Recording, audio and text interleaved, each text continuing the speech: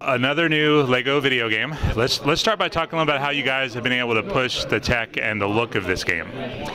So this one, we wanted to do something new and fresh. We knew we were going to do a DC game, but we wanted to go. We didn't want to go and just do Lego Batman 4. We wanted to go, right, how can we make this super different? So I remember talking to Ames on the phone, and we were like, we want to do a villains game. Let's do a villains game. And we were like, but what can we do with it? And it's like, let's just do villains. Like 10 years ago, we did Lego Batman, and there was hero levels and there were villain levels, and the villain levels were the best levels in that game. And it was like, we'll do a game that's just villains, but we'll really mix it up and we'll do villains against villains. And Ames was like, what do you mean? I was like, Forever Evil. It's like, let's get the Crime Syndicate, we've called them the Justice Syndicate because it's a play on Justice League, get them in replacing the Justice League, and have the villains like battling these guys who are pretending to be good.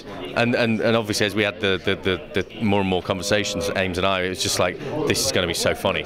This is going to be so funny, having bad guys trying to be good, but because they work so badly together, they're just clumsy and stupid and idiotic. And then having those guys, the Crime Syndicate, trying to be good, and they're the worst guys trying to be good, and you just know it's going to just be this explosion of craziness.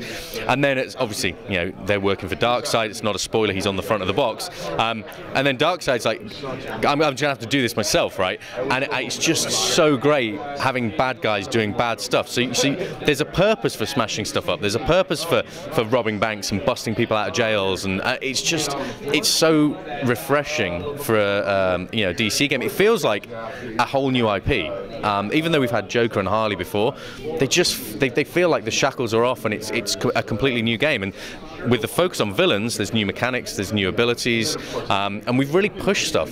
There's a whole new open world. Even Lego Batman 1, 2, 3, we've never done a big open world for DC. We did Gotham in Batman 2, but now we've got Gotham with Metropolis, with Smallville, with Belle Reve, just a huge expansive DC playground.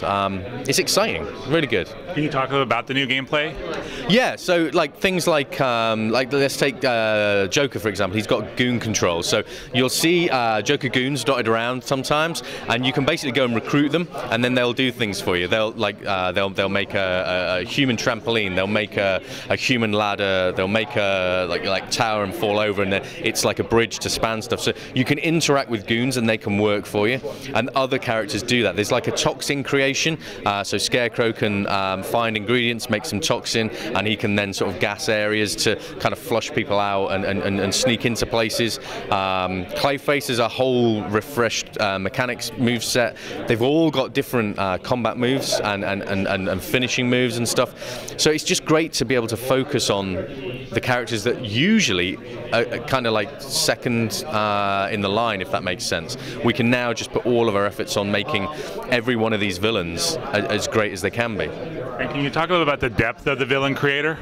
Oh, yeah. So okay, yeah. So the customizer being up front and core is like you create your villain at the start of the game. You create your villain, and you can change everything. So you can change hair color. You can eyebrows, faces, skin tints and tones and decals and colors of outfits and capes and like you can have butterfly wings and beetle wings and you can just change everything. And then not only that, you can change powers. So you can just go, oh, you know what, I'm going to have laser eyes, or I'm going to have a fire beam from this hand or that hand or from my chest, or and it's just so exciting to be able to customize everything. And then that's just not cosmetic, that's a meaningful character who joins you in the Legion of Doom on your journey, and throughout the game upgrades, so you can absorb powers at various points and get new powers and recustomize. And then at the end of the story, that character is actually a pivotal point of like the climax of the story. So it's super exciting, and then that's we just wanted to make it refreshing. It's got to be funny, it's got to be villains, and it has to have like this meaningful customization. So I think people find like this game really surprising because it is so fresh.